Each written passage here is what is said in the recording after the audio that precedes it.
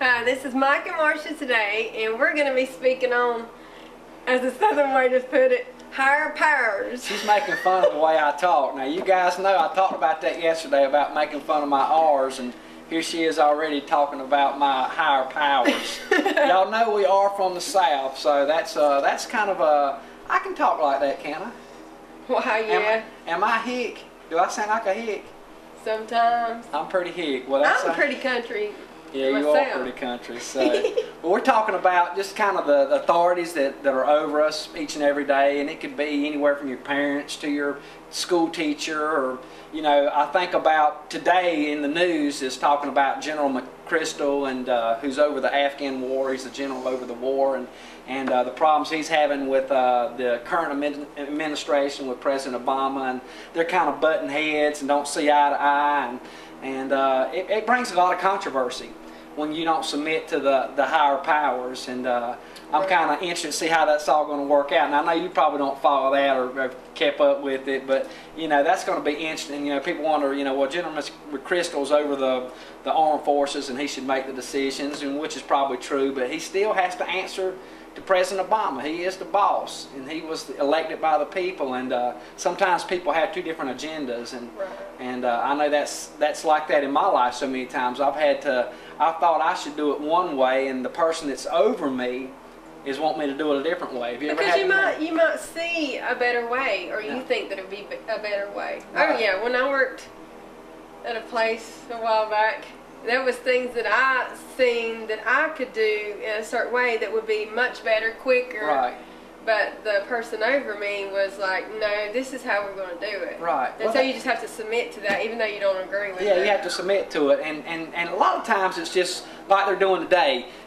President Obama and General McChrystal, they're going to meet face to face. And sometimes that's what you have to do. Oh, yeah. You have to, a lot of times you get separated. Everybody's got their opinions, and you can talk, and strife gets stirred up. But the best thing, I think they're going to get it worked out. Yeah. But I think, one way or the other, they're going to get it worked out, whether they leave or resign or whatever. But, when you go to somebody straightforward and face to face, say, hey, I think it ought to be this way. And you say, well, you might see it from a different light, and, and you have to compromise sometimes. Yeah, and you have to hear that person out. I mean, if you only hear what you're saying, then you're not, there could be a better way. There could be, exactly. I think about, when I think about getting work done or jobs done, it's like Teddy Roosevelt, which I love Teddy Roosevelt. He's such a cool president. If you ever done any research on him, he was just a real go-getter and got things done. And the neat thing about him is he said, hire the right people, and then get out of their way. Exactly. I agree with that. And then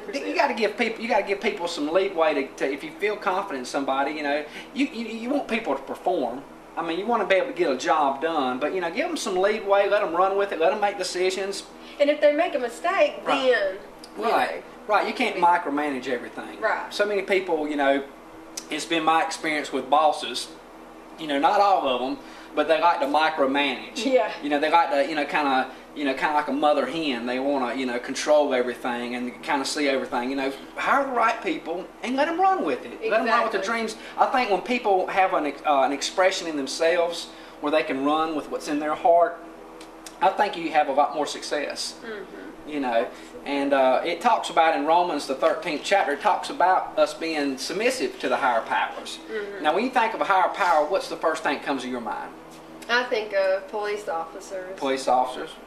And mainly God. Well, God first, because He set everything up. Right, but yeah, police officers, the judges, people that can make decisions that can change your life. Man, I'm telling you what, I've had some life-changing decisions in my life with the police officers and things like that. I used to, when you're doing bad things, the Bible talks about it very clear, bad things will come back on you, and those guys are watching over your shoulder. They'll catch you. Oh yeah. And I love police officers. Now I know there's a lot of crooked police officers. There's a lot of crooked judges. There's a lot of crooked ministers.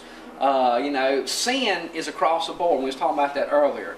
Mm-hmm. But you hate to see somebody who's in power that can affect your life so crucially by their decisions. Yeah. When they're no different. They're carrying the authority. They're carrying the the staff over you, I guess you could say. But I've been affected by police officers and people like that. And usually, most of the time, they're doing their job, and I pray for them. I think you should pray for the higher powers. There's even like the president. You know, that's you might not agree with everything that everybody's doing, but I think you should pray for them. Oh yeah, I've had to do that. I mean, just in the last 3 months, Right. I've had someone that had power Right. to tell some fibs and cause me a lot of heartache. Right. But instead of lashing out at them, I pretty much took it to God, and now it's working in my favor. Yeah, I think I think you said it exactly the way it should be done. As a Christian, you know, we're supposed to pray for those who persecute us. Now that's hard to do. It is extremely You know, hard. when you know something, because your nature, your sinful nature wants to come out. You want to retaliate against somebody. Yeah. You know, when I think about injustices, Marsha, I always think about Joseph. Right. You know, and there was nobody that had a purer heart than Joseph. And, you know, he went through some injustices. Yes, he did. I mean, he went through prison. I mean, everything he was doing, he was blessed by God, but he always kept the right attitude, That's right. the right spirit.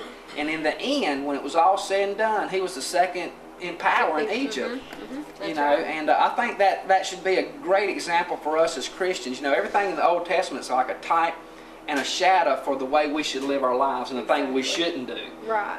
And sometimes we kind of get caught up in the same lifestyle that some of the people in the Old Testament saints got caught up in. And God's merciful and great, and thank God for Christ.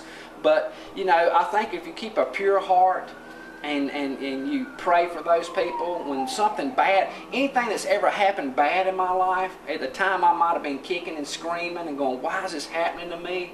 Why am I in this valley? But if I really put God first and look to Him to encourage me, man, it was all part of the steps that He was laying out for me. Exactly. And it always comes out to be where I'm supposed to be at. Right. And you can't see it when you're in it. No, you can't. You know, so it's I want to encourage you today to pray for those who are in authority. Pray for our judges. Pray for our, you know, our country needs prayer anyway. Yes, it does. Because it is crooked. You know, when you start losing the standards that is set up in the Word of God, and you get away from those things in the court systems and police officers and school teachers, whatever the case may be, people who are in authority, when they don't have a standard of Christ in their heart, man, it gets messed up. It does. Really quick. I want to read this in Romans the 13th chapter. I would encourage you, two of my favorite books in the whole Bible. I think if you could read these 2 books in the Bible, you'd have a good foundation on your Christian life. And I want to encourage you to read Romans the 12th chapter and Romans 13. But Romans 13 talks about the authorities and the powers. It says, "Let every soul be subject unto the higher powers, for there is no power but of God. The powers that be are ordained of God. So whosoever therefore resists the power, resists the ordinance of God, and they that resist shall receive in themselves damnation." Wow. You see it on the cop shows all the time. I get tickled. People are always trying to resist the power. Yeah. You're going to go down. Yeah. If you're resisting the cops, you're going to go down. Oh, especially with those tasers today. Oh, Man. man. You're not going to get away. Man, I don't see how people handle something like that. You know, all of them have to go through that process. I don't want, man, you hold just shoot me now. I don't want to be tasered at all, man. Oh, goodness. You know, I couldn't imagine. But God set all these authorities up. Yeah, He did. You know, for good. And it goes on to say there, if you're doing good things, those guys are not going to mess with you. Right. But if you're doing evil things, and I see that, you know, there is some corruption in law enforcement and things like that. But most of the time, they're set up to do righteous things. Right. And to stop bad things from happening. I'm glad for that. I know I went through some things in our life with our son, and, you know, when I got in the courtroom and seen how justice prevailed, there's a spirit of truth in a courtroom. And man, I'm telling you what, you can act like you know everything, can be tough and everything else like that, but when you put your hand on the Bible and swear to tell the truth, and the truth is revealed, and you're doing something wrong, it's going to come out, and you're going to get nailed to the wall if you're doing something wrong. Right. Why would you want to do something wrong, though? God didn't make us that way.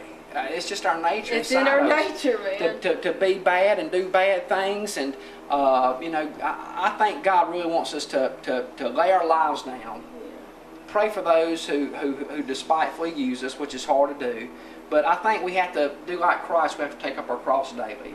That's exactly right. And that's hard to do, isn't it? It is extremely hard. You know, because we don't like to crucify our flesh. We don't. We don't like to lay our lives down. But I'm telling you what, people don't realize the work that we have as the body of Christ, that we can actually change people's lives. We can change the course of people's lives by living godly lives. Oh, yeah. And doing the right things. So we want to encourage you to visit us at our website at www.mikeandmarsha.com. And email us with your comments at Mike and Marsha, mail at mikeandmarsha.com. I'm about to get my words all tangled up here. See, she got me all messed up on my southern speech and slur. Anything you want to say before we close? Just respect those who are in higher power. Yeah, that's a great thing. So we love you. God bless you, and we'll talk to you tomorrow.